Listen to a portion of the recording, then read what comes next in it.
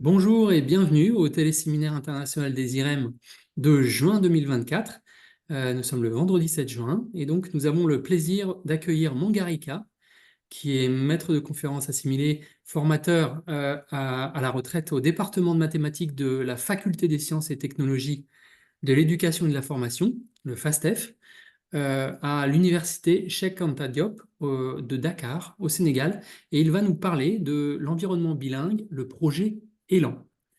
Mangari, c'est à vous. Merci beaucoup, Christophe.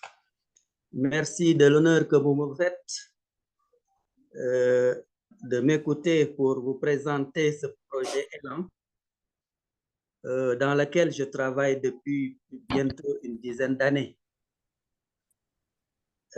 Mangarika, il a un peu roulé sa bosse un peu partout dans tous les niveaux du système éducatif sénégalais.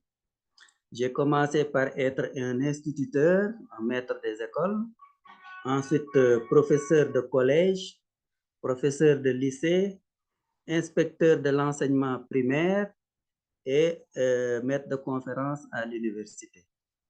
Donc, j'ai un peu traversé le système éducatif sénégalais et c'est pourquoi j'ai participé à plusieurs rencontres dans le cadre de la conception des outils du système.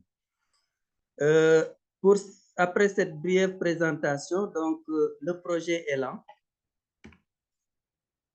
Voilà le plan que je vous propose. Une introduction, ensuite la présentation du contexte de la création du projet Élan, les objectifs et les missions du projet Élan, les activités menées et la conclusion. Donc, je vais être un peu bref pour vous permettre d'avoir du temps pour les débats. Alors, la langue, un instrument de communication, est aussi une aptitude cognitive et un facteur de développement cognitif. C'est pourquoi l'éducation multilingue est, selon l'UNESCO, la clé d'un enseignement inclusif et de qualité qui est le socle de notre humanité commune. Cela est d'autant plus important que, toujours selon les données de l'UNESCO, que la moitié des habitants du monde sont multilingues et pratiquent au quotidien au moins 2 langues ou dialectes différentes. En Afrique, l'évolution de nos langues s'est heurtée à un fait historique, c'est-à-dire la colonisation. Le système colonial avait imposé sa langue aux pays dominés et cette langue était devenue langue officielle et langue de travail et par conséquent, les autres langues étaient reléguées au second plan. Or, ces langues-là reléguées au second plan ont permis la transmission des expériences, des traditions, des savoirs et des identités de génération en génération.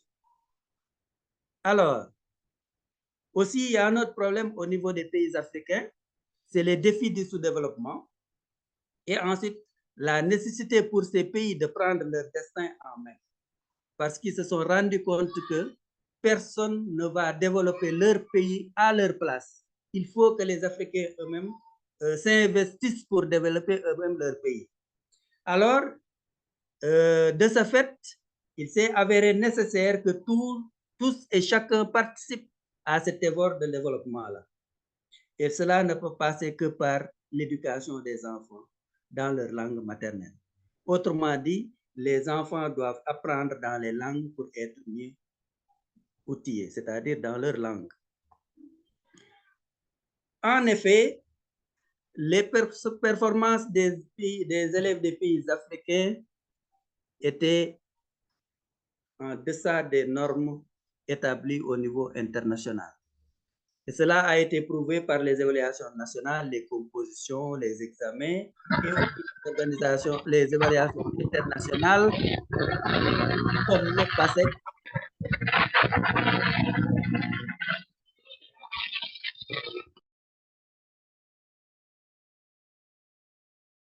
Mangari, désolé, j'ai par erreur coupé votre micro. Vous voulez bien, s'il vous plaît, remettre votre micro? Le son, d'accord. Voilà, C'est merci bon? bien. Donc, voilà. Donc, Voilà, reprenez donc je quelques secondes dis avant. que Je dis que les pays africains, au niveau de l'Afrique, la performance des élèves est toujours en deçà des normes établies au niveau international.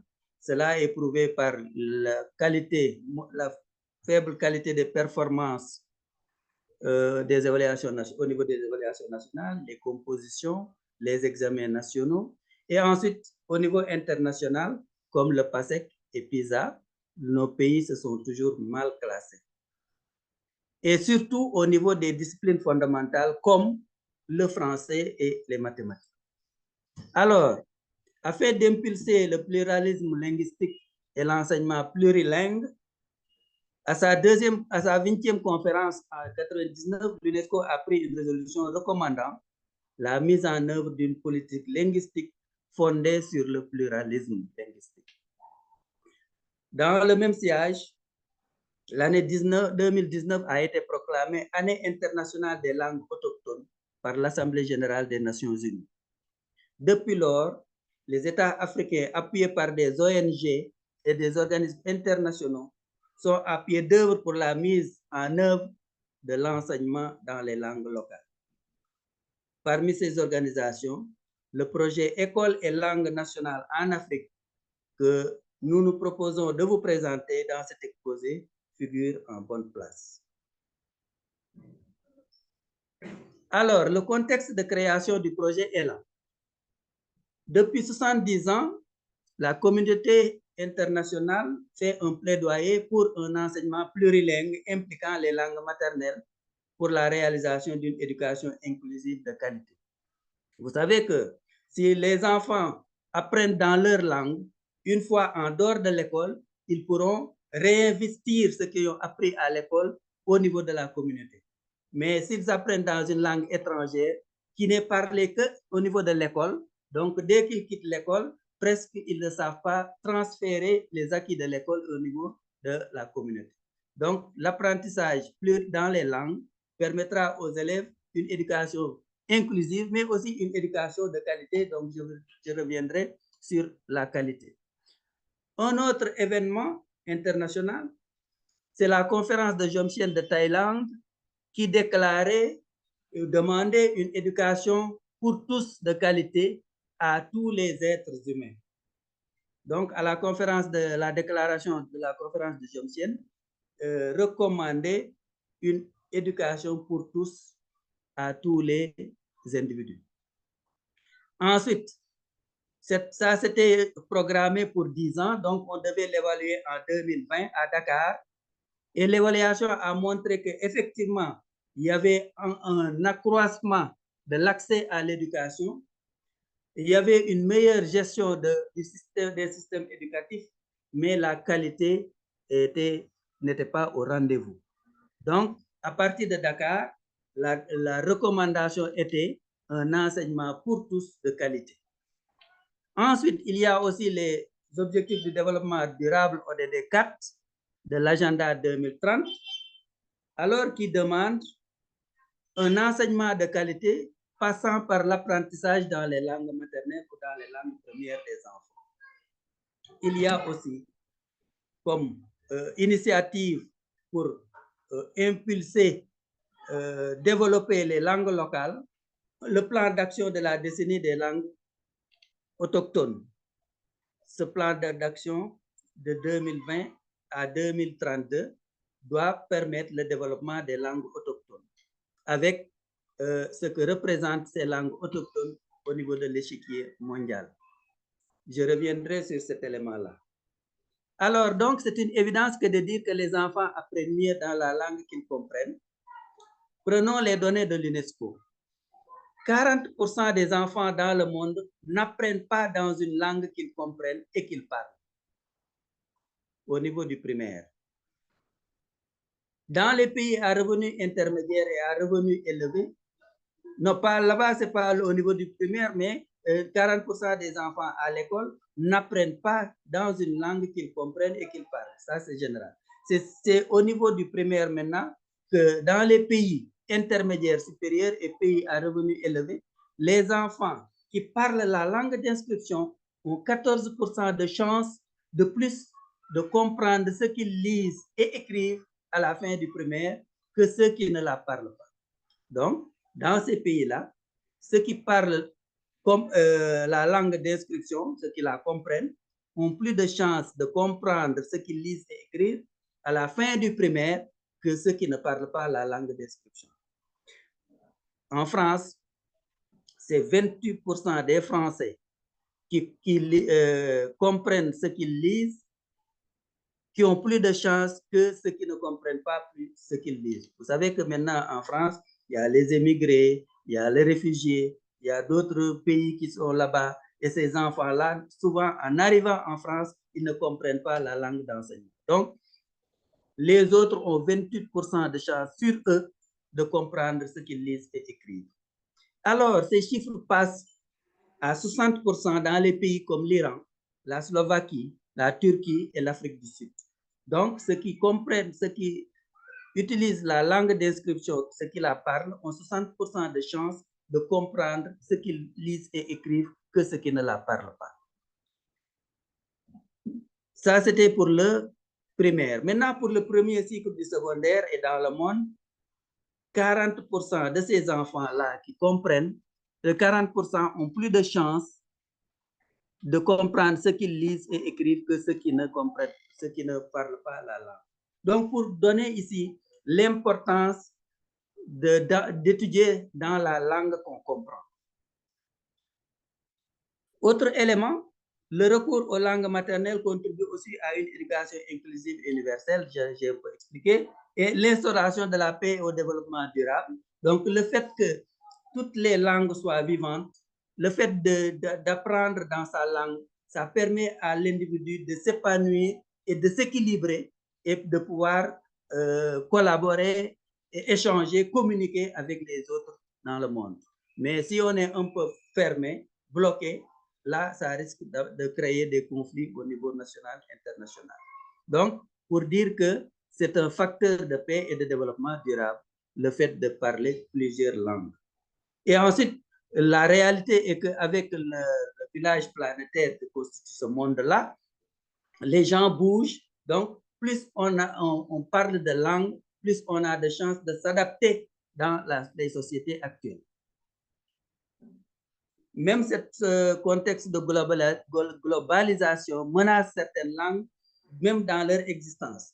Donc, il y a des langues menacées, c'est-à-dire qui sont vouées à l'extinction. Et pour ce faire, l'UNESCO est déterminé à faire une éducation multilingue et la diversité culturelle la pierre angulaire de sa politique. Sinon, il y aura beaucoup de langues qui vont disparaître de la planète si par rapport à la concurrence entre les langues, vous savez que parfois, surtout en Afrique, les langues locales étaient défavorisées par rapport à la langue étrangère officielle et de travail. Et donc, pour parvenir à travailler, avoir de l'emploi et avoir une bonne place au soleil, il fallait maîtriser le français, mais la maîtrise des autres langues ne donne aucun avantage. C'est pourquoi donc certaines langues étaient délaissées au profit du français. D'ailleurs, même les gens nantis, dès la maternelle, amenaient les enfants dans les écoles où tout se faisait en français. Donc, pour dire que certaines langues, surtout les communautés faibles, minoritaires, ces langues-là étaient vouées à l'extinction ou à la disparition. Alors, la naissance du projet École et langue nationale. Le projet École et langue nationale est né d'une convention entre l'OIF, l'Organisation internationale de la francophonie, et 8 États africains au sud du Sahara en 2010. Ça, c'était au CIEP, Centre international d'études pédagogiques de Paris, en vue de revaloriser les langues autochtones et booster la qualité de l'apprentissage. Oui. Ensuite, ce projet a été lancé à Bamako, au Mali, en 2012. L'adhésion d'autres pays qui portent les États membres à 12 a été effective dès 2012. Et voilà les États membres. Nous avons dans le désordre, pas dans l'ordre alphabétique, le Tchad, la Tunisie, le Bénin, le Mali, le Sénégal, la Guinée-Bissau, la Guinée tout court, la Côte d'Ivoire, le Burkina Faso, le Togo, le Cameroun, la République démocratique du Congo, le Burundi et Madagascar. Oui, quand je parle d'Afrique du Sud, au sud du Sahara, il y a aussi le Madagascar qui est un peu éloigné, mais qui fait partie de ces pays-là. Mais en tout cas, si on trace la ligne du Sahara, le Madagascar sera au sud. Alors, objectif et mission du projet Élan. 3 axes majeurs. La mise en place d'une nouvelle répartition fonctionnelle des langues comme médium d'enseignement, avec une complémentarité langue africaine, langue française. C'est là où vraiment résident les difficultés du bilinguisme ou bien du plurilinguisme. Comment articuler dans l'enseignement-apprentissage, dans un même programme, les langues africaines et la langue française. Faire en sorte que ces deux langues-là, parce que souvent c'est deux langues qu'on considère, c'est pourquoi on parle de plurilinguisme. Ces deux langues-là cohabitent et véhiculent toutes les connaissances. Ça ne doit pas être une juxtaposition. Avant, on enseignait, par exemple, pendant les 3 premières années en langue nationale et ensuite les années suivantes, on commence à enseigner en français. Mais maintenant, c'est un enseignement concomitant en langue nationale et en français. Ce dosage, cette articulation constitue maintenant le nœud du problème du plurilinguisme. Autre élément, la proposition de pistes didactiques. Elle en propose des pistes didactiques concrètes qui font l'objet de formations régionales au niveau des pays et au niveau international. Alors, avec la création de guides d'orientation, comment appliquer le bilinguisme dans un État et quels sont les principes fondateurs du principe du bilinguisme. Et ensuite, la conception de supports didactiques. Pour dire donc que Élan s'attache les services d'experts de toutes les disciplines, langue et communication et mathématiques, et je suis le coordonnateur de l'équipe de mathématiques, des experts en mathématiques. Et je vous présenterai, je vous dirai ce que nous avons effectué dans le cadre du pôle mathématique. Ensuite, 3e axe, c'est l'appui pour une transformation des pratiques pédagogiques, car une hypothèse forte de l'adoption des langues africaines comme langue d'enseignement est que celles-ci doivent avoir un impact sur la relation pédagogique, avec des maîtres plus à l'aise, des élèves plus actifs et investis, une communication plus riche et une pédagogie plus active. Donc, vous convenez avec moi que si on utilise ces langues nationales, tout ce qu'on vient de dire sera facilement réalisable. Alors, dans le cadre de ces activités, Élan a défini 3 phases. La première phase de 2012 à 2016, l'autre de 2016 à 2023, et ensuite l'autre de 2023 à 2026. Je vais détailler ces différentes phases. La phase 2012-2016, première phase. Il s'agit d'accompagner l'amélioration de la qualité et de l'efficacité de l'enseignement primaire en Afrique subsaharienne. Par quoi? Par l'introduction de l'apprentissage bipluriel dans le système éducatif formel, c'est-à-dire l'enseignement officiel, en articulant les langues africaines et le français dans l'enseignement primaire. Ensuite, par l'élaboration de plans d'action. Élan a aidé dans la première phase les pays à élaborer un plan d'action pour introduire l'enseignement en langue locale dans le système officiel éducatif. Ensuite, il s'agissait dans la première phase de créer des classes pilotes au niveau de la première année du primaire. Et dans ces premières classes, il fallait utiliser ces langues africaines en lecture, écriture, calcul et les articuler avec l'initiation à la langue française. Donc, dans ces premières années, on n'apprend pas en français, mais on apprend en langue nationale. Mais on apprend le français pour pouvoir l'utiliser plus tard comme médium d'enseignement. Si vous comparez ça avec le système classique, avant, dès le début de la première année, l'enfant commençait à apprendre en français une langue qu'il ne comprenait pas. Vous voyez donc l'obstacle que ce médium constitue pour l'acquisition des connaissances, des savoirs, savoir-faire et savoir-être. Mais maintenant, l'enfant apprend en première année dans sa langue. Mais en apprenant dans sa langue, il apprend aussi le français comme objet d'enseignement et non comme médium d'enseignement. Ensuite, le troisième axe, Élan aide au développement d'une approche didactique de la lecture et de l'écriture en langue nationale. Ça, c'était la première phase parce que les mathématiques ont commencé au niveau de la deuxième phase. Au début, c'était seulement les langues et communications qui étaient développées par Élan. Et souvent, quand on parle de L1, c'est la langue nationale, L2, c'est la langue seconde, c'est-à-dire le français. Et donc, dans ce cas aussi, il fallait travailler, préparer la transition entre la langue nationale L1 et la langue étrangère L2. Ensuite, maintenant, la deuxième phase, consolidation des acquis au niveau de la première phase. On était en première année, il faut passer à la deuxième année. Et pour chaque classe, il fallait construire les outils, les manuels, les guides pédagogiques, les supports, tout le matériel didactique, tout ce qui est nécessaire pour l'enseignement-apprentissage, il fallait le construire. J'ai oublié de dire une chose importante. C'était dans les plans d'action. Quand vous enseignez, vous voulez initier l'enseignement bilingue, il faut d'abord choisir la langue d'enseignement dans chaque école.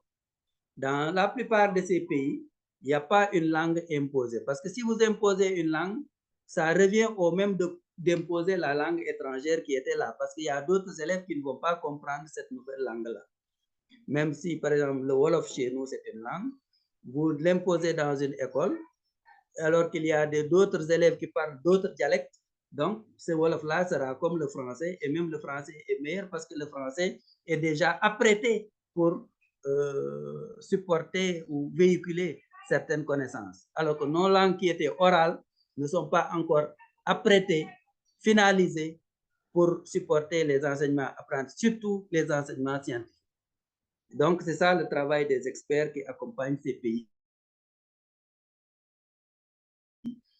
Faire en sorte que ces langues-là soient instrumentalisées pour pouvoir véhiculer les connaissances, surtout les connaissances scientifiques. Alors, l'Élan soutient aussi l'Institut de la francophonie pour l'éducation et la formation, IFEF, dans la structuration pérenne de son offre d'expertise francophone autour du plurilinguisme et de la transition vers le français en appui aux pays d'Afrique subsaharienne francophone. Donc, effectivement, l'OIF est une organisation francophone, Donc, son objectif, c'était de développer, de faire en sorte qu'il y ait un rayonnement de la langue française. Mais l'OIF s'est rendu compte que le français ne peut pas se développer seul sans le développement des autres langues. Et d'ailleurs, c'est une critique qu'on porte maintenant à cette approche-là. Je reviendrai sur ça au niveau des difficultés, que nous avons l'impression que les langues locales sont là comme béquille pour booster la qualité de l'enseignement-apprentissage du français. Mais ce n'est pas réellement ça. Donc, pour dire que c'est l'OIF qui est le maître d'œuvre, mais c'est Élan qui est chargé de l'exécution technique de ce projet-là. Ensuite, au niveau de la deuxième phase, il y a eu des recherches-actions pour résoudre scientifiquement les difficultés que les gens ont rencontrées sur le terrain. Ensuite, renforcement et l'adaptation des évaluations nationales standardisées au contexte plurilingue. Vous savez que l'évaluation dans le contexte monolingue, c'est différent de l'évaluation dans le contexte plurilingue. Le problème est le suivant. Comment évaluer un élève qui a suivi un apprentissage bilingue? Est-ce qu'il suffit de l'évaluer sur une seule langue pour savoir quel est l'effet ou l'impact de l'apprentissage des deux langues? Par exemple, en tout cas, nous, dans un ONG, j'avais accompagné une ONG en mathématiques, mais nous avons évalué nos élèves bilingues en français comparés aux élèves monolingues français, et nos élèves bilingues étaient meilleurs que les élèves monolingues en français seulement, sans tenir compte de est-ce que cela c'est suffisant? On peut seulement se contenter de l'évaluation en français, ou bien est-ce qu'il faut évaluer ces élèves en français et en langue locale pour la même matière et pour les mêmes notions? Donc, ces problèmes-là ne sont pas encore totalement résolus et des recherches, actions sont en cours pour trouver des solutions à ces différents problèmes-là. Comment évaluer dans le contexte biplurilingue? L'autre élément, de structurer diversité l'offre d'expertise reconnue et adaptée aux besoins des pays en matière d'enseignement bilingue. Donc, Elan a lancé des appels d'offres pour des activités pédagogiques, didactiques au niveau international et a recruté en tout cas les meilleurs profils. Et l'Élan met à la disposition des États ces meilleurs profils-là pour les accompagner sur le terrain, dans les visites de classe, dans les conceptions d'outils. Par exemple, nous, en mathématiques, nous avons déjà conçu, vous aurez les documents tout à l'heure, un guide d'orientation de l'enseignement bilingue, c'est-à-dire quels sont les principes fondateurs de l'enseignement bilingue et comment s'y prendre. Ensuite, un référentiel des compétences pour l'enseignement bilingue en mathématiques. Et ensuite, nous avons élaboré les démarches d'enseignement bilingue, d'enseignement en contexte bilingue en mathématiques.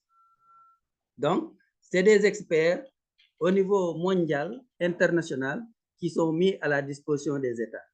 Et pour dire, anticiper sur l'approche, ici donc l'approche de Elan, ce n'est pas de venir concevoir et imposer sa conception, ses produits. Mais avec ses experts, Elan conçoit des produits didactiques, des produits de planification, d'évaluation, etc. Et maintenant propose aux experts pays la contextualisation de ces produits. Donc, dans la conception, les experts prennent en compte les diversités au niveau des pays pour y mettre un peu d'élasticité pour que les gens puissent adapter ce qui est produit au niveau Elan, au contexte de chaque pays. Donc, c'est ça l'innovation ou bien la trouvaille de Elan. Ce n'est pas d'imposer, mais de venir proposer des outils et les experts pays vont procéder à leur adaptation à leur contexte. Et ce qui m'amène au pilotage, comment est piloté Elan? Il y a une coordination internationale dévolue à l'IFEF, mais l'organe subsidiaire de l'Organisation internationale de la francophonie, OIF, à travers une équipe Elan. C'est l'équipe Elan qui est chargée de l'exécution de ce programme-là de renforcement de l'apprentissage bilingue dans les écoles. Dans le cadre des activités de formation, du suivi pédagogique des classes expérimentales, de la conception de ressources, une équipe d'experts chargée de la... Donc là, c'est à corriger, une équipe d'experts est chargée et est mise à la disposition des pays. Donc, c'est ce que j'expliquais tout à l'heure. Donc, au niveau international, il y a l'équipe Elan, chargée de la mise en œuvre. Ensuite, il y a les experts qui accompagnent cette équipe-là et qui sont envoyés dans les États de temps en temps pour voir ce qui se passe sur le terrain. Au niveau national, Chaque ministère de l'Éducation désigne un expert en langue, en enseignement bilingue, appelé point focal. C'est lui qui coordonne une équipe technique nationale et un comité de pilotage national par rapport à ce projet-là. Alors, voilà quelques outils produits. C'est difficile à lire, mais peut-être je vais vous le lire. Le premier à gauche en rouge, c'est un guide d'orientation à l'approche biplurilingue, ELAN, de l'enseignement des langues africaines et du français. Donc, c'est un guide pour l'enseignement en langue et communication, surtout français et langue nationale. Ensuite, le deuxième au milieu, en rouge, c'est le guide d'orientation à l'approche biplurilingue en lecture-écriture. Donc, ça, c'est un guide pour la lecture-écriture. Maintenant, à droite, en rouge, c'est un référentiel de compétences de l'élève pour la scolarité primaire. Donc, c'est tout le programme du primaire en langue et communication. Les deux en bleu, en bas, ce sont les documents que nous, mathématiciens, nous avons produits. Il s'agit du référentiel de compétences pour l'enseignement des mathématiques en contexte bilingue. Donc, c'est les programmes de la première année jusqu'à la 6e année du primaire. Ensuite, les démarches pédagogiques bilingues mathématiques. Là, nous avons proposé des démarches avec des justifications et ensuite avec des exemples à l'appui. Ce sont ces documents-là qui sont là. Actuellement, par rapport aux produits, nous sommes en train de rédiger des manuels d'enseignement des mathématiques en contexte bilingue. Maintenant, nous ne pouvons pas rédiger des manuels pour tous les pays, mais nous allons donner des orientations par rapport à l'élaboration de ces manuels, c'est-à-dire donc les spécifications techniques et pédagogiques de ces manuels-là. Nous sommes en train de les faire de la première année, deuxième année, troisième année pour le moment, et après nous continuons jusqu'à la 6e année du primaire. Rapidement, quelques autres activités que je vais passer en revue. ELAN participe à des évaluations nationales, internationales, PASEC et autres. Prise en compte et ensuite les évaluations standardisées au niveau des nations. Prise en compte de l'enseignement bilingue dans la formation initiale. Donc, ELAN cherche à introduire l'enseignement bilingue dans les écoles de formation initiale, dans les universités et les centres de ressources. La planification du passage à l'ESN. Donc, ELAN aide les pays à programmer la généralisation de l'enseignement bilingue dans leur système éducatif. Autre élément, l'accomplissement de cette tâche fort complexe ne se fait pas sans rencontrer quelques difficultés, quelques S. Alors, voici recenser quelques difficultés rencontrées. Difficulté de l'instrumentalisation des langues nationales. Oui, faire en sorte que les langues nationales qui étaient orales soient codifiées. Ensuite, que ces langues nationales codifiées aient une terminologie capable de véhiculer ces savoirs, à savoir les disciplines non linguistiques, comme les mathématiques, les sciences, SVT et PC, ainsi que les langues et communications. Il faut une terminologie adaptée parce que ces termes-là n'existaient pas dans nos langues orales. Il faut les créer, les inventer, et c'est ça tout un problème. Je crois que Anna sait bien de quoi je parle parce qu'on est dans une structure qui travaille sur les terminologies, mais ce n'est pas une chose facile parce que souvent, le terme en français n'existe pas en langue nationale. Qu'est-ce qu'il faut faire? Il faut utiliser un terme proche et transformer ce terme-là jusqu'à l'adapter à ce terme en français. Ou bien, emprunter ce terme en français directement s'il est d'usage courant. Si le terme est d'usage courant, comme par exemple le mètre de mesure, mesurer avec le mètre, cet instrument de mesure, tout le monde sait l'appel mètre dans toutes les langues, donc ça, on peut l'emprunter et pour l'utiliser comme mètre. Maintenant, et d'autres éléments qui sont, par exemple, prenons le cube. Le cube, pour le traduire dans nos langues, c'est extrêmement difficile. Et le terme fabriqué dans la langue ne renvoie pas à l'image de cube. Donc là, nous avons préféré l'emprunter pour dire cube, mais avec une prononciation adaptée. On ne dit pas cube parce que le U n'existe pas dans nos langues.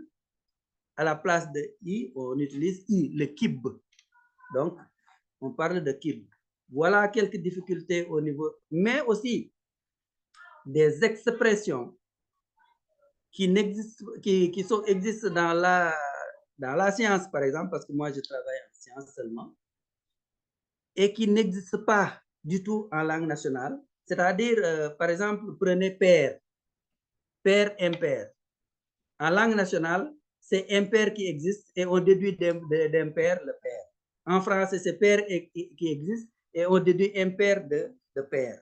Donc, ces difficultés-là aussi sont à prendre en compte dans le cadre de l'élaboration des programmes, des référentiels de compétences. Difficulté donc d'instrumentalisation, évaluation des acquis non adaptés aux classes, j'en ai déjà parlé, l'utilisation des langues nationales comme béquille, je l'ai déjà dit, dévalorisation et inefficacité. Donc, ça, on a l'impression que les langues nationales ne sont pas valorisées par ce système d'enseignement parce que les examens se font toujours en français à la 6e année. Donc, tout ce qu'on fait, c'est pour arriver à améliorer les résultats en français à la 6e année. D'où donc un apprentissage, non pas pour maîtriser dans sa langue, mais c'est seulement pour améliorer l'apprentissage dans une autre langue. Donc ça aussi, c'est une difficulté que nous rencontrons et que nous comptons surmonter. Peut-être plus tard, nous irons jusqu'à élargir cet enseignement bilingue pour l'amener du primaire à la première, au premier niveau du secondaire et au deuxième niveau du secondaire. Parce qu'actuellement, à l'université, les langues nationales locales sont enseignées. Mais il y a un vide entre le primaire et l'université. Peut-être maintenant, si il y a cette trajectoire-là d'utilisation des langues nationales dans l'enseignement, d'ailleurs même à l'université, les langues nationales ne sont pas médium d'enseignement, mais c'est des objets d'enseignement. On les apprend, mais on n'apprend pas avec ces langues locales. Donc, pour dire que même là, il y a une rupture, parce que c'est seulement au primaire où on l'apprend dans les langues locales. Pour dire que ces langues sont considérées uniquement comme des béquilles pour élever le niveau d'apprentissage en français.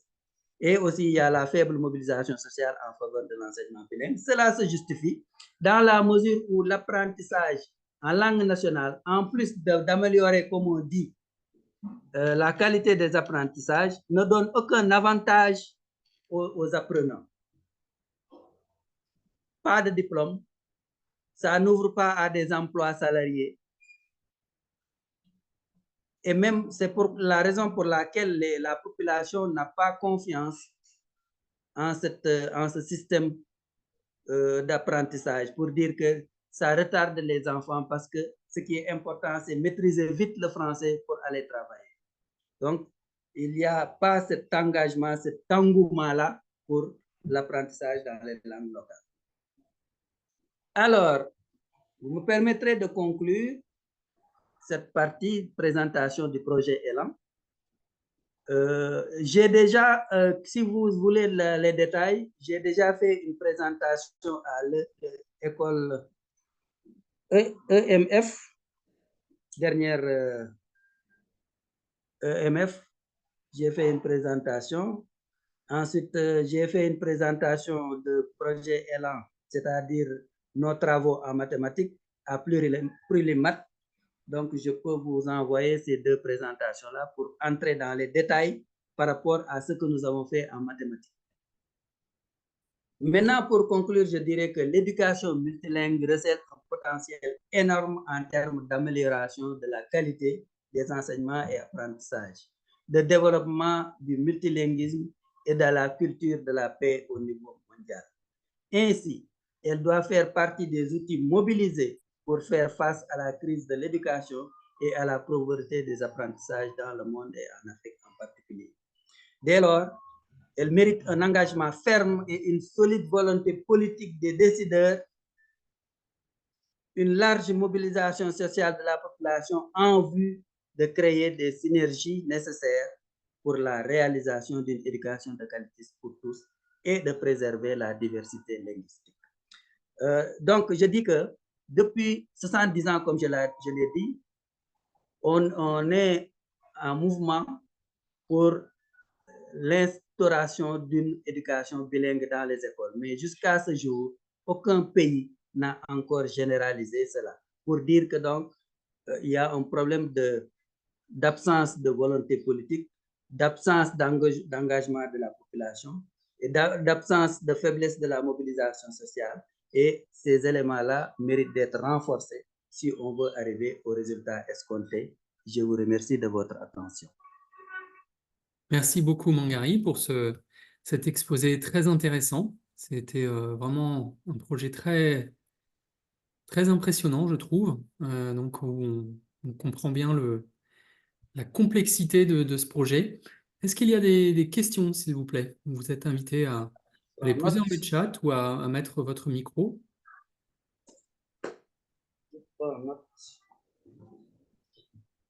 Bonjour. Oui, Oui, bonjour. Merci beaucoup, Monsieur Mangari, pour cette présentation. Je suis parfois assez perturbé de voir que finalement, dans la mise en place de l'enseignement bilingue, malgré l'ensemble de nos différences, on est confronté aux mêmes difficultés, en fait. C'est vrai que l'outillage des langues, alors nous, enfin moi je suis de Guadeloupe, donc c'est une petite île dans l'Atlantique au niveau des Antilles, et donc c'est une région française d'outre-mer. Il y a la langue créole qui est parlée, donc c'est une langue à base lexicale française. Et même pour essayer d'outiller dans les classes bilingues français-créole les différentes matières, on a des difficultés. Bon, on fait un petit peu les choix que vous avez proposés, c'est-à-dire que s'il existe un mot relativement similaire, on va le prendre. Par exemple, un angle droit, on a du mal à le traduire en créole. Alors, on utilise par exemple un mot comme on langue à l'équerre, quoi, en fait. Donc, on essaye de travailler, mais c'est pas évident d'équiper toutes les langues. Et bon, on a la chance que le créole, ça soit à base lexicale française, donc on prend un certain nombre de mots du français qui n'existent pas dans la langue. Et comme vous l'avez dit pour Cube, eh ben, on va prendre les particularités phonologiques de la langue pour le prononcer. Pareil pour les évaluations, on est toujours embêté sur les évaluations. Donc, en tous les cas, voilà, je vous remercie beaucoup. Ça fait plaisir de voir que les difficultés qu'on a, elles sont partagées, même s'il n'y a pas forcément de solution. Mais en tout cas, il y a quand même beaucoup de similitudes. Alors, j'avais deux questions pour vous, Monsieur Mangari. Oui. La première, c'est que vous avez utilisé le terme de contextualisation. La contextualisation, c'est le mot-clé de notre laboratoire de recherche qui s'appelle le CREF, qui s'appelle Contexte, Recherche et Ressources en éducation et en formation. Et je voulais savoir si derrière ce mot-là, si j'ai bien compris, vous étiez plutôt dans la prise en compte d'éléments pour illustrer dans l'enseignement, d'éléments locaux, hein, pour illustrer dans l'enseignement des notions ou par exemple des habillages de problèmes mathématiques. Est-ce que c'était uniquement ça ou est-ce que vous allez vers ce qu'on peut appeler des contextualisations curriculaires, c'est-à-dire même de revoir complètement le programme scolaire par rapport aux spécificités du territoire? Ça, c'était la première question. Et bon, si j'ai un peu de temps, j'en poserai une autre, mais voilà, si vous pouvez déjà répondre à ça. Qu'est-ce que vous mettez derrière contextualisation? Et est-ce que ça se situe juste au niveau des exemples locaux qu'on va prendre, ou est-ce que vous réarticulez, réorganisez le programme même par rapport au territoire? Merci. Comment va-t-on procéder? On note les questions, on répond une bonne fois pour toutes, ou bien on répond question après question? question après question, je pense. OK. Merci pour cette remarque d'abord.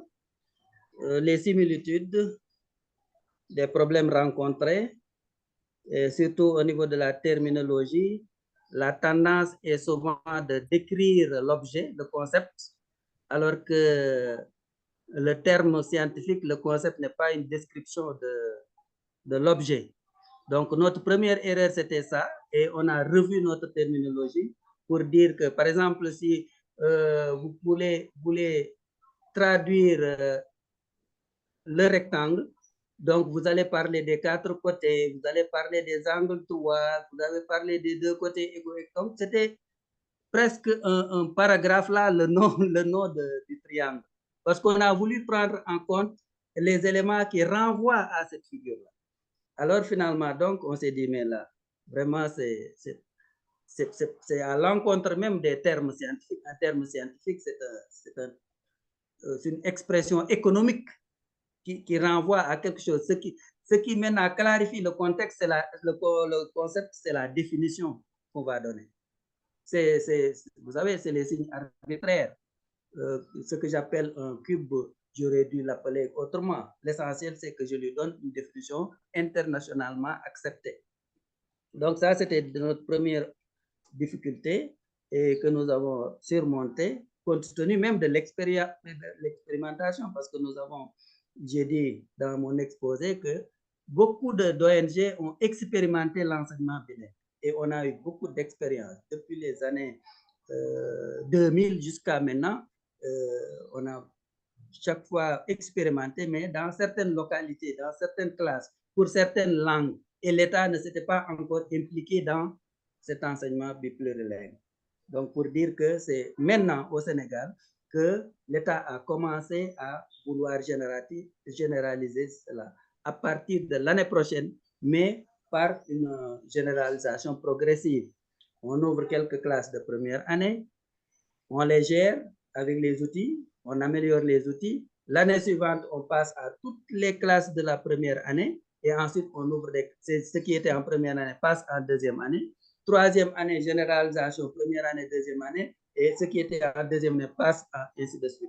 Donc, c'est-à-dire il y a une cohorte cobaye qui permet d'utiliser, de concevoir les outils. Et une fois que les outils conçus, l'année suivante, maintenant, on généralise. Donc ça, c'est une observation par rapport à votre remarque.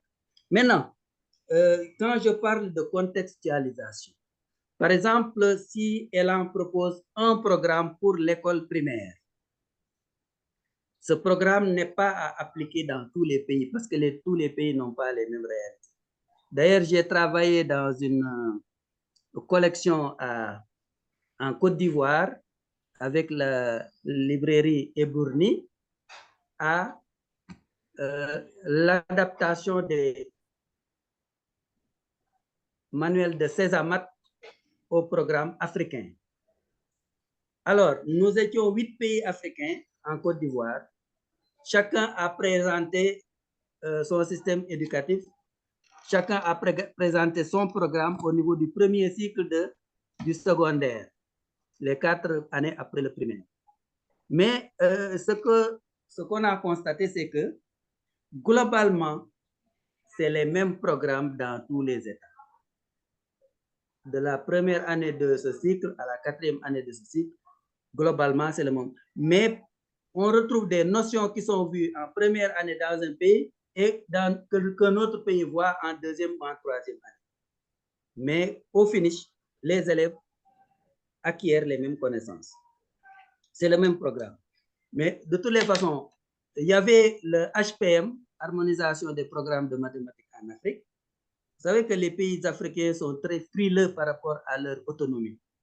Donc, on voulait harmoniser les programmes de mathématiques. Il y avait des manuels de programmes harmonisés, les troncs communs, etc. Mais malheureusement, les organisateurs ne se sont pas entendus. Et finalement, donc, il y a eu la division et ce projet-là est mort.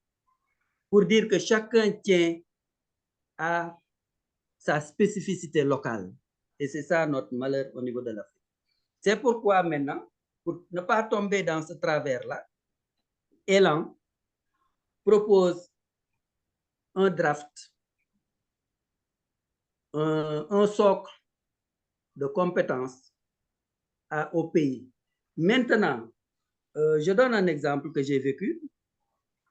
Avec la Côte d'Ivoire, je crois, le Togo et le Niger, nous avons procédé aux contextualisations.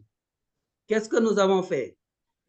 Nous avons regroupé, bon, malheureusement c'était un peu la période de Covid, donc on ne pouvait pas se déplacer, tout était fait en ligne, mais on regroupait les experts des pays concernés, par exemple la Côte d'Ivoire, les experts de la Côte d'Ivoire. Ensuite, on leur faisait faire l'appropriation du programme proposé par Elan en atelier. Ils font l'appropriation, ils viennent nous faire leurs remarques, leurs observations. Deuxième élément, ils comparent le programme proposé par Elan et le programme local. Troisième phase maintenant, il y a une discussion avec nous pour voir par rapport aux différences, qu'est-ce qu'il faut retenir? Est-ce qu'il faut retenir les éléments locaux ou bien est-ce qu'il faut retenir les éléments apportés par le programme Elan? Et parfois, c'est les éléments apportés par le programme Elan qui étaient acceptés par les autres du pays parce que aussi les programmes devaient évoluer et la plupart des pays n'avaient pas révisé leur programme depuis longtemps. L'autre élément, parfois aussi, ce qui est dit dans le programme Elan ne tient pas compte de la spécificité locale. Par exemple, si je prends les nombres, l'étude des nombres, mais si vous allez en Guinée, par exemple, oui, la Guinée faisait partie des pays qui ont contextualisé. Alors, si vous allez en Guinée, la monnaie là est très faible, de telle sorte que pour les marchandises là, rapidement, vous avez de grands nombres. Même parfois, les exemples qu'on donnait ne collaient pas avec le réel. Un sac de riz, par exemple, qui peut coûter 150 000 francs guinéens, alors que au niveau du franc CFA, c'est 15 000 francs, 20 000 francs. Donc, vous voyez qu'il fallait prendre les réalités. Et même ensuite, j'ai oublié de le dire, l'élément important, c'est la spécificité de la langue. Par exemple, quand vous faites un programme pour une langue donnée, il ne faut pas faire copier-coller le programme de français. Je donne encore un autre exemple. Par exemple, nos langues locales utilisent ce qu'on appelle une sous-base 5. Par exemple, on dit 1, 2, 3, 4, 5. Maintenant, 6 n'existe pas. C'est 5, 1. 7, le concept nouveau 7 n'existe pas. 7, c'est 5, 2. 8, c'est 5, 3. 9, c'est 5, 4. Et c'est 10 seulement qui est un concept nouveau. Alors, donc, dans l'apprentissage des nombres au niveau des petites classes, la planification doit tenir compte de cette décomposition-là, implicite même, et qui se trouve dans la vocalisation du nombre ou dans la nomination du nombre. Le fait même de donner le nombre, ça propose une décomposition du nombre. Donc, il faut exploiter ces éléments-là dans le cadre de la planification de la progression au niveau du programme. Donc, quand on parle de contextualisation, c'est la prise en compte de ces... Et même dans la démarche pédagogique, il faut tenir compte de cette spécificité-là. Par exemple, quand je dois décomposer le nombre 7, il est plus évident de décomposer en 5 et 2 que de décomposer 7 en 4 et 3. Donc, toutes ces spécificités-là des langues, il faut les tenir en considération en rapport avec les experts locaux pour arriver à un consensus. C'est ce consensus-là qui constitue le programme contextualisé. Aussi bien le programme que les démarches pédagogiques. Là aussi, pour les démarches pédagogiques, ils lisent les documents, les principes fondamentaux, les guides, ensuite les exemples de fiches, et aussi, ils nous présentent leur modèle de fiche et nous comparons les deux pour arriver à un consensus. Donc, la contextualisation, c'est la recherche de consensus pour un programme national et pour une démarche pédagogique nationale. Merci. Merci beaucoup, merci beaucoup. Je suis désolé, je vais devoir vous quitter et j'avais d'autres questions, mais merci beaucoup. Vous pouvez Merci. toujours les poser dans le chat, hein, Frédéric. Oui, En fait, il faut que j'ai un autre rendez-vous. Au revoir, merci. En tout ok. cas, c'était une belle opportunité et bonne continuation. À bientôt, je Merci. l'espère. Au revoir tout le monde. Merci beaucoup. Alors, il y avait Bernadette ou Marie-Pierre qui voulait poser des questions. Bernadette, tu as ton micro ouvert, tu veux poser une question? Ou Marie-Pierre? Pas préparer de questions parce qu'il y en a beaucoup, il le sait. Et nous avons, avec ce qu'il nous apporte, on pourrait en fait avoir un autre séminaire avec les questions préparées par chacun de nous. Voilà ce que je pense. Ça ne veut pas dire que c'est cela que nous déciderons, mais je crois qu'à chacun de ces paragraphes, une question serait assortie. Voilà ce que je peux dire pour l'instant, mais je préfère que d'autres s'expriment et je réinterviendrai si c'est possible, s'il reste du temps. Voilà. Donc, Abdo Ali, lève la main. Abdo Ali, vous pouvez mettre votre micro, s'il vous plaît? Bonsoir, bonsoir tout le monde. Mhm. Je remercie Mangari pour cet exposé, excellent exposé. Mhm. J'ai juste une question là, parce que chez nous aussi on a essayé d'introduire les langues locales, Quel mais pays? oui, à Djibouti. Alors il Djibouti. y a 3 langues locales, donc ça fait moins de langues que certains pays, Mhm. mais la difficulté c'est que dans un village donné ou dans une ville donnée, dans une école donnée, c'est difficile de faire une langue puisqu'il y a dans la classe des élèves qui sont d'autres langues.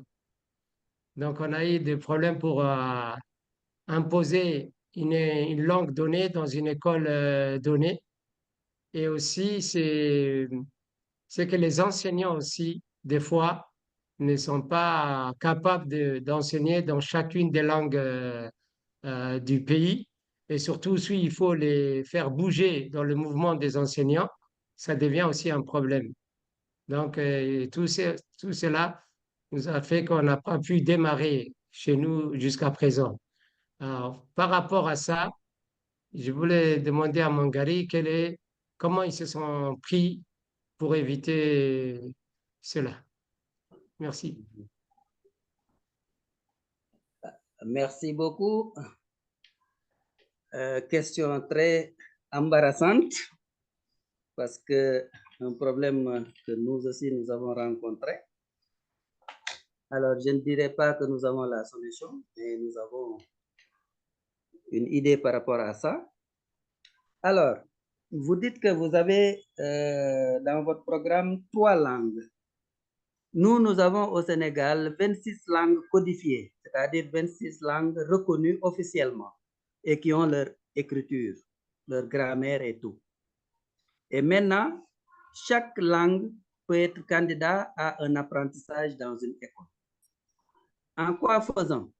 Il faut d'abord, nous avons fait ce qu'on appelle une cartographie linguistique. Avec un recensement, on nous donne quelle est la langue majoritaire dans tel milieu. Lorsque la langue est majoritaire, c'est-à-dire la plus parlée dans ce milieu-là, même les élèves qui ne sont pas de cette ethnie-là comprennent cette langue-là, de telle sorte qu'ils pourront suivre les cours dans ces écoles. Donc, c'est la langue la plus parlée dans le milieu qui sera considérée comme langue d'enseignement, au lieu d'imposer 1, 2 ou 3 langues au niveau national. Donc, voilà un peu nous notre recette par rapport à cette question-là. Donc, faire la cartographie linguistique au niveau du pays et regarder maintenant dans quelle zone, quelle est la langue parlée par la communauté. Et c'est cette langue-là qui sera la langue officielle au niveau de l'école. Autre élément, la mobilité des enseignants, c'est vrai. Nous le rencontrons, nous formons un enseignant ici dans une zone donnée, pour une langue donnée, mais à la fin de l'année, l'enseignant demande à aller dans une autre zone où une autre langue est enseignée. Et là, donc, c'est une perte et des difficultés que nous sommes en train de voir comment désintéresser ces enseignants-là pour qu'ils respectent cette cartographie linguistique-là dans leur choix d'affectation. Donc là, c'est pas encore, parce que nous, j'ai dit que notre généralisation va commencer l'année prochaine, mais nous commençons quand même à anticiper sur ces questions-là. Donc, nous sommes en train de voir comment désintéresser les enseignants pour qu'ils puissent rester soit rester dans leur zone où ils sont formés, ou bien s'ils quittent cette zone-là, qu'ils puissent aller dans une autre zone, école, où ils vont enseigner dans la même langue. Sinon, l'investissement sur cet enseignant-là, s'il quitte la zone où on enseigne cette langue-là pour aller dans une autre zone, on perd cet investissement. Donc, ce sera un investissement à perte. Donc, nous voulons éviter cela et nous sommes en train de réfléchir sur ces questions. Nous n'avons pas encore la solution. Mais c'est de discuter avec les enseignants, discuter avec les syndicats pour voir quelles sont les mesures pour sauvegarder un peu ces acquis-là qu'on va installer dans chaque zone. Quelles seront les mesures conservatoires pour ne pas perdre ces enseignants formés. Et vous voyez que donc, mais aussi l'autre solution, c'est que chaque année, nous faisons ce qu'on appelle une remédiation.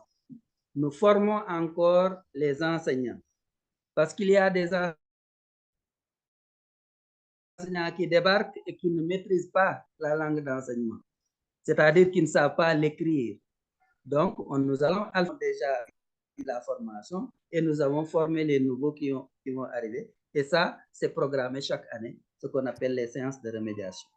Voilà un peu notre astuce et ce que nous pensons faire pour surmonter cette difficulté-là qui est une difficulté réelle. Merci. Oui. Bernard. Je voulais est-ce que je peux ajouter une question? Allez-y. Oui, alors la cartographie pour les régions de l'intérieur, on peut comprendre, mais par exemple dans les grandes villes comme Dakar et tout ça, dans la capitale, il y a un mélange des populations dans les quartiers. Et comment vous résolvez ce problème où dans les grandes villes, surtout dans les capitales, il n'y a pas de langue dominante, les gens sont tellement mélangés. Et est-ce que là aussi, ça ne peut pas créer des difficultés ou est-ce que certains acceptent qu'une langue soit enseignée plus qu'une autre? OK. Nous avons ici au Sénégal ce qu'on appelle un institut de statistique, donc qui fait un recensement tous les 2 ans, je crois. Et ce recensement est un recensement général. Et à partir de ce recensement-là, on peut avoir les langues parlées par les populations. Et dans chaque zone, on a la langue majoritaire. Ça, c'est un élément. Un deuxième élément, c'est que dans les grandes villes, surtout Dakar, Thiès, et même un peu Kaolack, Saint-Louis, le Wolof est en train de s'imposer. Et même au niveau des médias, je me rends compte que lorsque j'étais jeune, au niveau des médias, il y avait un journal dans chaque langue. Il y a au moins 5 langues pour lesquelles on faisait le journal. Et le débat, c'était souvent un débat en français. Mais maintenant, les journalistes qui font des interviews, après chaque interview au niveau national, ils demandent à l'interviewé de faire sa communication en langue nationale Wolof. Pour dire que, et ensuite au niveau des journaux, après chaque journal en français, il y a un journal en Wolof dans les médias, pour dire que le Wolof est en train de s'imposer dans les grandes circonscriptions, c'est-à-dire dans les grandes villes. Ça, c'est un élément qui fait que la plupart du temps, dans les villes, c'est le Wolof qui est enseigné. Et parce que le recensement ne donne pas encore dans un quartier une autre ethnie majoritaire que le Wolof. C'est rare. Il n'y a pas de quartier Serer, il n'y a pas de quartier Pulaar, il n'y a pas de quartier, etc. C'est multi-ethnique Et souvent, les gens, pour communiquer, ils sont obligés de parler une seule langue et c'est souvent le Wolof qui est utilisé. Donc, c'est pourquoi. Et ensuite, c'est que lorsque j'étais professeur de mathématiques dans un lycée, je disais à un coopérant, à l'époque, il y avait les coopérants français qui enseignaient les maths au Sénégal. On était ensemble, c'était un collègue. Je lui ai dit, mais nous, on aura des problèmes parce que nous avons une multitude de langues et toutes ces langues-là, on ne peut pas les enseigner dans les écoles si on veut enseigner en langue nationale. Il m'a dit qu'en France, c'était la même chose. On avait même plus de langues que vous. Mais c'est le français actuel que nous parlons qui s'est imposé par rapport aux autres langues et après, on l'a considéré comme langue officielle d'enseignement. Bon, je ne sais pas, comme lui, il n'est pas chercheur. De toutes les façons, c'est ce qu'il m'a dit. Donc, avec le brassage, avec la mondialisation, certaines langues vont émerger et vont devenir bientôt une langue nationale d'enseignement. Et voilà mon hypothèse qui reste à prouver, mais je le crois fort. Merci. Ouais, c'est un retour à l'impérialisme local, mais enfin bon, ok. Ah oui. Donc il y a Marie-Pierre En quelque Galisson. sorte. Marie-Pierre Galisson qui levait la main. Oui, je soutiens un peu ta position, Christian. Moi, j'avais aussi une question beaucoup plus pratique sur les outils dont les enseignants disposaient pour pouvoir justement enseigner aux élèves. Est-ce que tous ces manuels que vous avez, préparés, en fait, sont disponibles? Quels sont, en fait, les outils dont disposent les enseignants pour pouvoir être guidés, en fait, dans leur enseignement?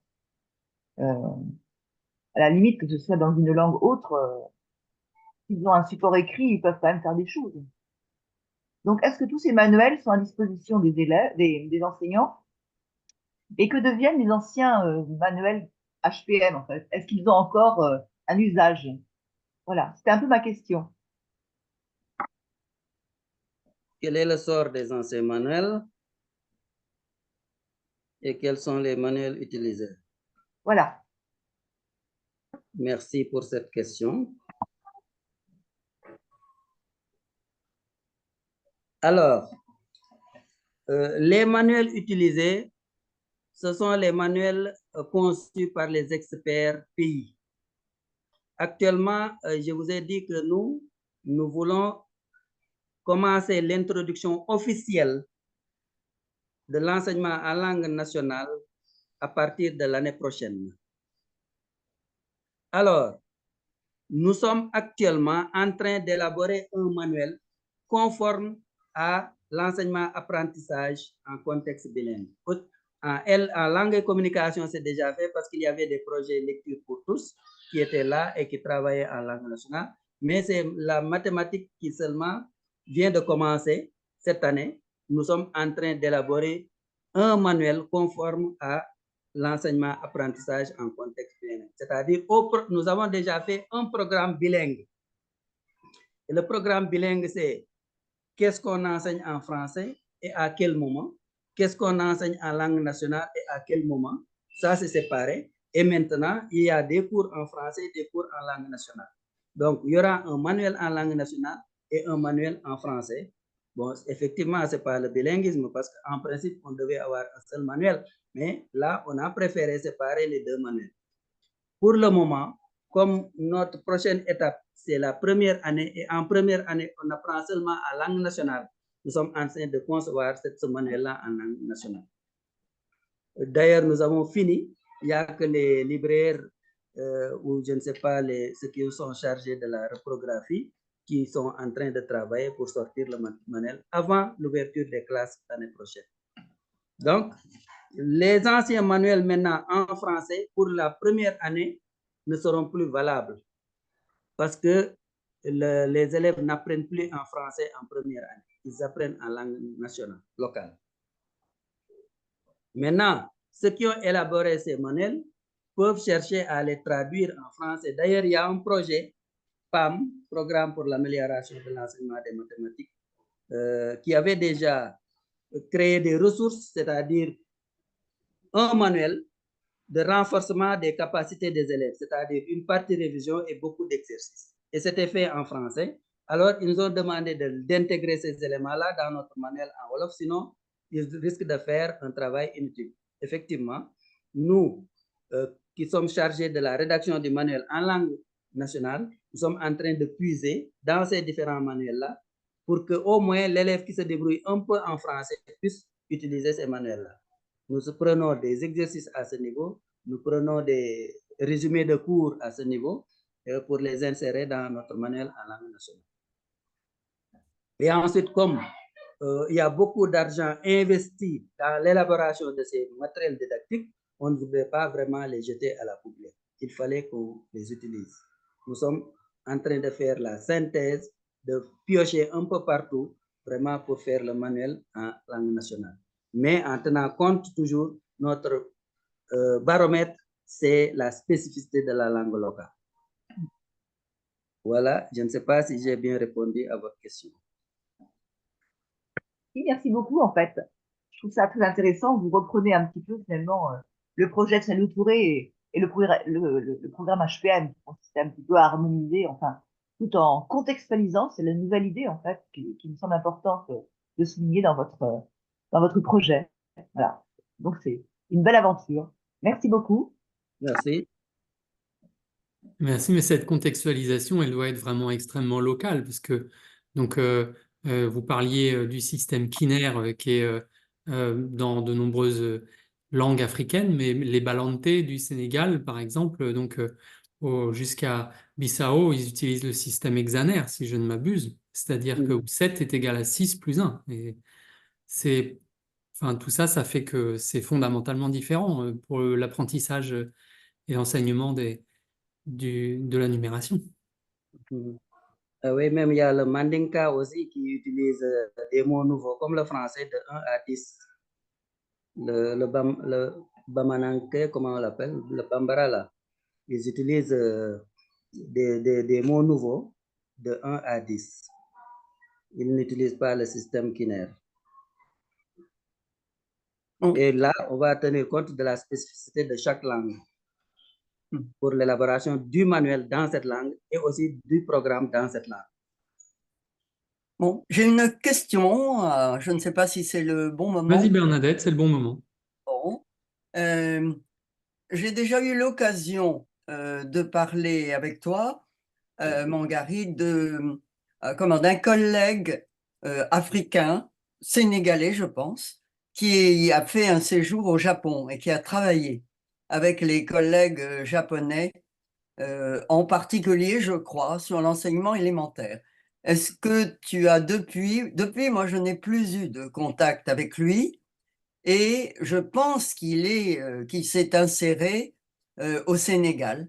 Mais est-ce que est-ce que cette question te dit quelque chose, enfin?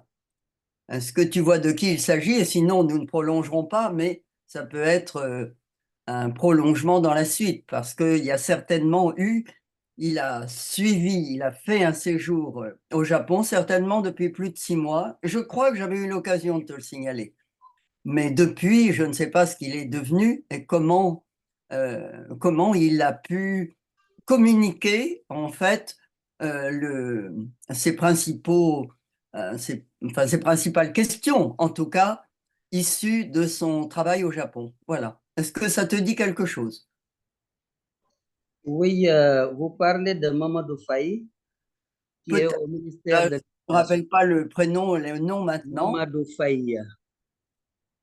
Monsieur Faye. Quelques années, 3-4 ans peut-être. Bon, donc, qui est au ministère de l'Éducation nationale. Mais malheureusement, je ne le rencontre pas dans notre équipe technique. J'ai toujours demandé à ce qu'on l'implique, parce que moi, je ne suis plus du ministère, je ne suis pas plus en activité. On m'a invité seulement comme personne ressource. Mais je leur ai dit que chez vous, au ministère, il y a une personne compétente qui peut travailler dans ce domaine-là et qui a fait son master au Japon. Il s'appelle Mamadou Faye. On m'a dit oui, il est là, mais il gère un autre programme. Bon. Donc, il ne participe pas à ce travail-là. Et je le connais bien, il a déjà fait un article sur l'évaluation des manuels utilisés au Sénégal comparé aux manuels au Japon. Quelle langue? Il l'a fait en français? Oui, en français, oui. Ce serait intéressant qu'on ait quelques échos, si tu peux Je peux vous le procurer. transférer. Il nous l'avait envoyé. Il l'a présenté dans dans un autre groupe Bon. de recherche. Est-ce que tu pourrais nous le communiquer d'une manière ou d'une autre? On peut en Donc, je peux vous l'envoyer l'article. C'est un article scientifique, donc il n'y a pas de secret pour ça. Mhm. Je vais vous l'envoyer après. Oui, oui, bon, on peut J'ai essayer. trouvé une référence sur le programme Projet d'amélioration des apprentissages en mathématiques élémentaires, PAM, Oui, c'est ça. qui est donc Dont je parlais tout de suite. voilà, mais qui est financé par le Japon. Alors je me demande justement si il y a enfin une coopération avec le Japon. Je l'ai mis dans le chat. Oui, oui, il y en a. Il y a une coopération avec le Japon et il y a les coopérants japonais qui sont là au Sénégal qui travaillent avec les Sénégalais. Et nous utilisons leur production. Mais malheureusement, aussi, je ne les rencontre pas. Je ne rencontre pas les experts japonais dans notre groupe, mais je vois des gens qui travaillent avec eux, c'est-à-dire les gens qui portent le projet de coopération avec le Japon, ils sont dans le groupe. Mais les experts japonais ne sont pas dans le groupe. Mais lorsqu'ils ont entendu que nous sommes en train d'élaborer des manuels conformes au curriculum, on a eu une rencontre virtuelle avec eux, ces Japonais-là, et ils nous ont soumis un peu leurs doléances, c'est-à-dire la prise en compte du travail qu'ils ont fait, et nous avons accepté. Et alors, est-ce qu'il y a une suite à ça ou on peut en reparler plus tard? On n'est pas obligé de... Voilà, Ouais. je pense que c'est bien. Je pense qu'on va pouvoir arrêter l'enregistrement et la téléconférence. Donc, merci beaucoup, Mangari, pour Merci à tout le monde. cette Merci. excellente conférence. Donc, je vous invite tous à suivre les nouvelles sur le site internet du Téléséminaire international des IREM, parce que nous n'avons pas encore exactement programmé qui sera les prochains. Les prochains à parler, mais en tout cas, nous avons dans les tuyaux, excusez-moi, mais donc de l'émergence de la pensée rationnelle chez les jeunes enfants, l'exemple de la notion d'équivalence mathématique par Nathalie Anbanter Cuellar de l'Université du Québec en Outaouais, au Canada, et Raphaël Dufour, qui est une doctorante à l'Université du Québec à Rimouski, au Canada, qui sera vraisemblablement la prochaine personne à parler, enfin le prochain exposé du Téléséminaire international des IREM. Donc voilà, donc je vous souhaite un bon été à toutes et tous, et donc bonne continuation. Au revoir. Merci beaucoup et au Merci. revoir. Au revoir, merci. Mangari. Ah oui. Ok, merci. Merci, Mangari. Je- Oui.